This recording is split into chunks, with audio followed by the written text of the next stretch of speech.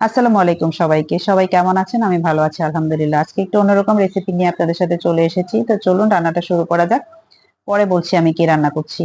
তো আমি এখানে ১ম এ তেলটা গরম করে আমি এখানে হাফ কাপের থেকে একটু কম হবে তেলটা দিয়েছি। দেওয়ার পরে আমি এখানে গরম মসলা দিয়ে দিয়েছি, দারচিনি, এলাচ এবং তেজপাতা।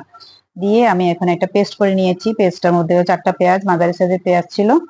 আর ৬-৭ টা কাজু বাদাম, ৬-৭ টা কাঠবাদাম আর আমি এখানে ১.৫ চা চামচ আদা রসুনের পেস্ট সহ একসাথে দিয়ে আমি এটাকে পুনরায় পেস্ট করে নিয়েছি আমার বাদামের পেস্টের সাথে। এরপরে এটাকে একটু আমি সামান্য একটু নেড়ে ভুনা ভুনা করে নিব। বাদামের যাতে একটা স্মেল ওটা যাতে চলে যায়, বাদামের একটা আলাদা কাঁচা একটা গন্ধ থাকে।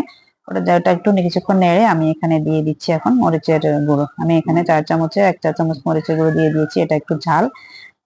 এজন্য আর একটা সুন্দর কালার আসবে আর ঝালের কাজটা হয়ে যাবে। কালারের জন্য আমি এটা দিয়েছি, না হলে আমি কাঁচামরিচ দিয়ে করতাম। আমি সুন্দর একটা কালারের জন্য শুকনো মরিচের গুঁড়োটা এড করে দিয়েছি। তারপরে দিয়ে দিয়েছি লবণ। পরিমাণ মতো লবণ দেবো আমি এখানে। লবণটা দিয়ে আমি এটাকে নেড়ে নিয়ে তারপরে এখানে দিয়ে দিচ্ছি সামান্য একটু গরম মসলার গুঁড়ো। সামান্য, এটা আধা হাফ চা চামচ থেকেও কম হবে। দিয়ে আমি এটাকে সুন্দরভাবে নেড়ে নিচ্ছি। আমরা সবাই জানি বাদামের একটা কাঁচা স্মেল থাকে। এটাকে সুন্দর করে ভুনা করে নিলে বাদামের কাঁচা স্মেলটাও চলে যায় আর বাদামের আমরা মসলাটা যতক্ষণ কষাবো সুন্দর একটা তত সুন্দর একটা অ্যারোমা বের হবে। এটা আমরা সবাই যারা রান্না করি সবাই জানি। এই জন্য আমি এটাকে ভালোভাবে মিডিয়াম হিটে আমি এটাকে ভালোভাবে একদম কষিয়ে নিচ্ছি। কষিয়ে নেওয়ার পরে এটাকে আমি আমার যে ব্লেন্ডারের জারটাতে আমি যে পানিটা যে এটাতে একটু পানি দিয়ে সেটাতে আমি জারটা ধুয়ে আমি এখানে আরেকটু পানি দিয়ে দেবো। দিয়ে আমি এটাকে আরেকটু আবার কষিয়ে নেব। এর আগে কিন্তু দেখতে পেয়েছেন আমার মসলাটা একদম তেলের উপর উঠে এসেছিল। ওটাকে আমি একটু পানিটা সরিয়ে কষিয়ে দিয়ে আমি এখানে দিয়ে দিয়েছি ৫ পিস ইলিশ মাছ দিয়ে দিয়েছি। আমরা ফ্যামিলি মেম্বার ৫ জন। আমি রাতের জন্য এটা ডিনার তৈরি করছি। তো আমরা ফ্যামিলি মেম্বার ৫ জন। আমি ৫ পিস ইলিশ মাছ দিয়ে আমি আজকে ইলিশ মাছের বিরিয়ানি রান্না করছি। আমি আপনাদের সাথে ইলিশ মাছের বিরিয়ানি রান্নার রেসিপিটা শেয়ার করছি।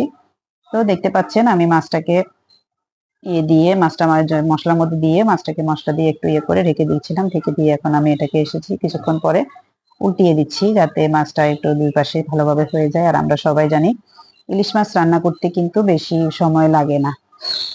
এখন আমার মাছটা কিন্তু কষানো হয়ে গিয়েছে। আমি দেখতে পাচ্ছেন সুন্দর একটা কালার চলে এসেছে মাছের মধ্যে মাছটা সহ দেওয়ার পরে। তো মাছটা আমি এখন এই পর্যায়ে উঠিয়ে নেব। কিছু গ্রেভি সহ আমি মাছটা উঠিয়ে রাখবো একটা প্লেটে। উঠিয়ে রেখে আমি এখন বাকি কাজটা করব। বিরিয়ানির মেইন প্রসেসটাতে আমি চলে এসেছি। এখন আমি এখানে দিয়ে দেবো চালগুলো। আমি এখানে ৩ কাপ চাল নিয়েছি। ৩ কাপ চাল আমি এখানে কেক বানানো যে মেজারমেন্ট কাপ আছে আমি সেই কাপে এখানে ৩ কাপ চাল নিয়েছি। নিয়ে আমি এখন চালটাকে মশলার মধ্যে দিয়ে দিয়েছি। এখন এটাকে আমি সুন্দর করে ভেজে নেব। ভেজে নেওয়ার পরে এখন একদম ঝুরঝুরা করে ভেজে নেব। আমি ভিডিও লং না করার জন্য আমি এটাকে স্কিপ করেছি। আপনারা সুন্দরভাবে চালটাকে একটু সময় নিয়ে ভাজবেন, তাহলে আপনার রাইসের ইয়েটা সুন্দর আসবে, ঝুরঝুরে হবে রাইসটা।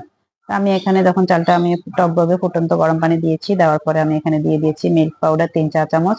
মিল্ক পাউডার দেওয়ার চেষ্টা করবেন, সুন্দর একটা অ্যারোমা আসবে এবং সুন্দর একটা কালার আসবে। এরপরে আমি রাইসটাকে ঝুরঝুরা করার জন্য আমি এখানে দিয়ে দিলাম ১ চা চামচ চিনি। আর ডায়াবেটিসের পেশেন্ট থাকলে বা অনেকে স্কিপ করতে চাইলে চিনির ব্যাপারটা স্কিপ করতে পারেন। আর কিন্তু অবশ্যই চালের মধ্যে কিন্তু আমি চাল ভাজার সময় লবণ দিয়ে দিয়েছিলাম, এটা আমি বলতে ভুলে গিয়েছি। প্রথমে আমি মাছের আন্দাজে লবণ দিয়েছিলাম, পরে রাইস ভাজার সময় আমি তখন এখানে পোলাওয়ের আন্দাজে লবণ দিয়ে এটাকে আমি ভেজে নিয়েছি। আর আমি আন্দাজ মতো গরম পানি দিয়ে দিয়েছিলাম। আপনারা আপনাদের আইডিয়া মতো বা কাপে করে যে কাপে পানি দিয়েছেন সেই চাল দিয়েছেন সেই কাপে তার ডাবল আর কি। তবে যেহেতু ৬ কাপ হয়, কিন্তু ৬ কাপ থেকে সামান্য একটু কম দেওয়ার চেষ্টা করবেন, তাহলে রাইসটা একটু ঝুরঝুরে হবে। এই ফাঁকে কিন্তু পানিটা একদম সমান সমান হয়ে এসেছে, চালে পানি। এরপর যে আমি মাছটা দিয়ে দিয়েছি, দিয়ে আমি মাছটাকে চালের নিচে ডুবিয়ে দিয়েছি। দিয়ে আমি এটাকে এখন ঢেকে দিয়েছি এবং এটাতে আমি এখন তাওয়াটা দিয়ে তাওয়ার মধ্যে আমি এখন পাতিলটা বসিয়ে রাখবো। বসিয়ে রেখে আমি এ ফাঁকে একবার নেড়ে দিয়েছিলাম, কিন্তু আমার ভিডিওটা স্কিপ হয়ে গিয়েছে। এটা আমি সেকেন্ড টাইম দেখতে পাচ্ছেন। আমার রান্নাটা কিন্তু হয়ে গিয়েছে একবারেই। এখানে আমার আর কিছু করা লাগবে না। আমি এরপর যে চুলাটা নিভিয়ে দেবো। নিভিয়ে আমি আরো ১০ মিনিট এভাবে এখানে এই অবস্থায় দমে রেখে দেবো। দমে রেখে তারপর আমি আমার বাচ্চাদেরকে সার্ভ করবো। আমি আজকে এটা আমার বাসায় আমার বাচ্চারা আবদার করেছে পোলাওর একটা রেসিপি করার জন্য, তাই আমি সরি ইলিশ মাছের একটা রেসিপি ওরা আজকে খেতে চাইছে। তো আমি একটু অন্যভাবে করে দেওয়ার চেষ্টা করেছি। সবসময় ইলিশ পোলাও খেতে চাই, আজকে আমি বিরিয়ানি সিস্টেমে করে দিয়েছি। তো আশা করি আপনাদের ভালো লেগেছে। এই যে আমি এখন এই যে আমার রাইসটা দেখেন কতটা ঝুরঝুরে হয়েছে, আর মাছটাও একদম আমি অনেক সাবধানে করেছি, কারণ এটা ডিমওয়ালা ইলিশ মাছ ছিল। আমি অনেক সাবধানে নাড়াচাড়া করেছি, তাও কিন্তু একটা পিস মাছ ভেঙে গিয়েছে। আর বাকিটা এই যে আমার বিরিয়ানির লুকটা আমি এখন আমার বাচ্চাদেরকে সার্ভ করব। আশা করি আপনাদের ভালো লেগেছে রেসিপিটি। যদি ভালো লাগে থাকে লাইক কমেন্ট করবেন এবং শেয়ার করে নিজেদের টাইমলাইনে রেখে দিবেন। ধন্যবাদ সবাইকে।